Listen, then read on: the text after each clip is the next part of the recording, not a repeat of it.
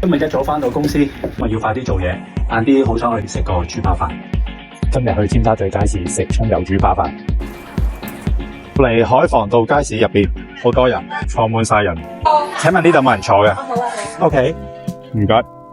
隔離有個靚女，你係咪拍視頻㗎？你都係。你係咪 Uncle K 啊？係啊。你好。你喺度食飯嘅？